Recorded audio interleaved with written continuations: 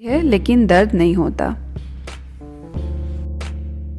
हमारे सोसाइटी में एक मिथ फैला हुआ है टीथ क्लीनिंग के बारे में कि टीथ क्लीनिंग के बाद दांत हिलने लगते हैं, तो उससे मैं बोलूँगी कि वो मिथ गलत है, क्योंकि अभी आप इस प्रोसीजर में देख सकते हो कि जब हम टीथ क्लीनिंग करते हैं तो सिर्फ़ और सिर्फ जो कैलकुलस है, नहीं तो स्टेन है, वही हम निकालते हैं।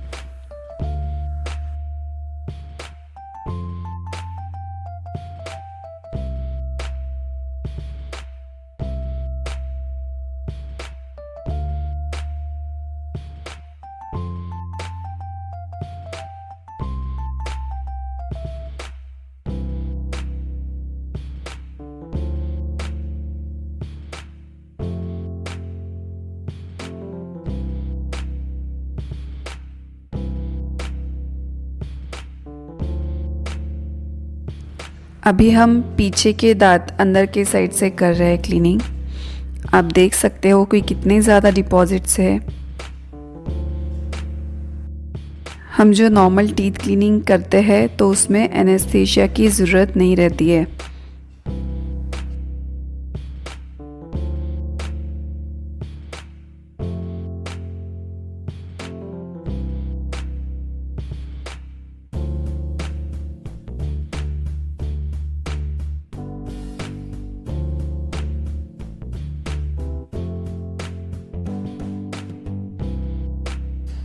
अभी मैं ये बताती हूँ कि ये कैलकुलस बनता कैसे है। तो जब भी हम कुछ भी खाते हैं तो हमारे दांतों के ऊपर एक येलोइश यानी एक स्टिकी सी लेयर बन जाती है, जिसे हम प्लाक कहते हैं। और वो जो प्लाक है वो हमारे ब्रशिंग की सहायता से निकल जाता है, यानी जब हम ब्रश करते हैं तो वो प्लाक निकल जाता है, यानी हमारे दांत साफ हो जाते हैं।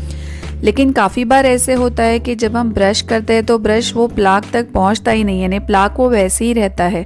अगर 24 आवर्स टू 48 आवर्स अगर प्लाक वैसे ही रहता है तो उसका जो कन्वर्जन है वो कैलकुलस में बनता है। कैलकुलस यानी कि वो हार्ड हो जाता है, जो प्लाक है वो हार्ड हो जाता है।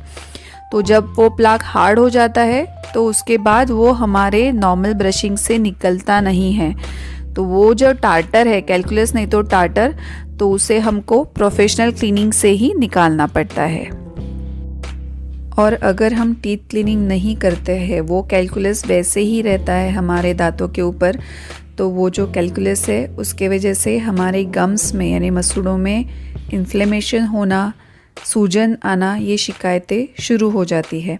जैसे आप अभी इसमें देख रहे हो वीडियो में कि जब भी हम वो जो कैलकुलस है वो निकालते हैं तो अंदर के जो मसूड़े हैं वो ऐसे रेड है।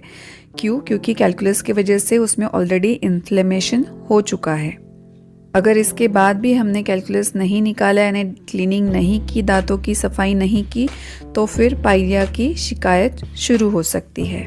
तो इसीलिए अगर हमें हमारे गम्स को अगर हेल्दी रखना है तो सबसे पहला तो 2 बार ब्रश करना वो तो इम्पॉर्टेंट है ही, फ्लॉसिंग करना भी इम्पॉर्टेंट है, और उसके साथ साथ 6 महीने से 1 साल के बीच में एक बार डेंटल चेकअप करना ज़रूरी है, ताकि ये पता चले कि अगर हमारे दांतों के ऊपर कैलकुलस है, स्टेन है, तो क्लीनिंग की ज़रूरत है क्या, और अगर प्रोफेशनल क्लीनिंग की ज़रूरत होगी तो उस समय पे क्लीनिंग करा लेना चाहिए।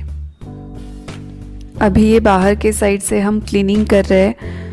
ऊपर से देखने के बाद ऐसे लगता है कि कुछ है ही नहीं, वहाँ पे क्लीनिंग करने के लिए कोई ज़रूरत ही नहीं है, कुछ डिपॉजिट्स ही नहीं है। लेकिन जैसे ही हम इंस्ट्रूमेंट गम्स के अंदर डालते हैं तब वहाँ से डिपॉजिट्स निकलने लगते हैं, यानी जो डिपॉजिट्स है वो गम्स और दांतों के बीच में छिपे हुए रहते हैं।